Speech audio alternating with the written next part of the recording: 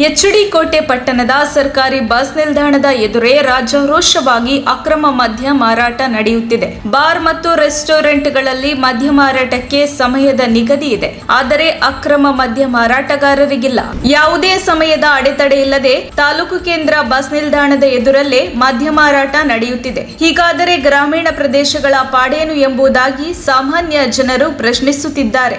ಅಬಕಾರಿ ಮತ್ತು ಪೊಲೀಸ್ ಇಲಾಖೆ ಅಧಿಕಾರಿಗಳು ಕಂಡು ಕಾಣದಂತೆ ಕಣ್ಮುಚ್ಚಿ ಕುಳಿತಿದ್ದಾರೆ. ಮದ್ಯ ವ್ಯಸನಿಗಳ ಬಡ ಕೂಲಿ ಕಾರ್ಮಿಕರ ಜೀವನ ಹಾಳಾಗಿದೆ. ಅಕ್ರಮ ಮದ್ಯ ಮಾರಾಟ ಖಾಸಗಿ ವಾಹನಗಳ ನಿಲ್ದಾಣ ಬದಿಯಲ್ಲಿರುವ ರಸ್ತೆ ಬದಿ ಹೋಟೆಲ್ ಆಸುಪಾಸಿನಲ್ಲೇ ನಡೆಯುತ್ತಿದೆ. ದೂರು ಹೇಳಿಕೊಂಡರೂ ಕ್ರಮ ಕೈಗೊಳ್ಳದ ಅಬಕಾರಿ ಮತ್ತು ಪೊಲೀಸ್ ಇಲಾಖಾ ಅಧಿಕಾರಿಗಳ ಮೇಲೆ ಜನರು ಹಿಡಿ ಶಾಪ ಹಾಕುತ್ತಿದ್ದಾರೆ. ವರದಿ ಮಾಲಾರ ಮಹದೇವಸ್ವಾಮಿ.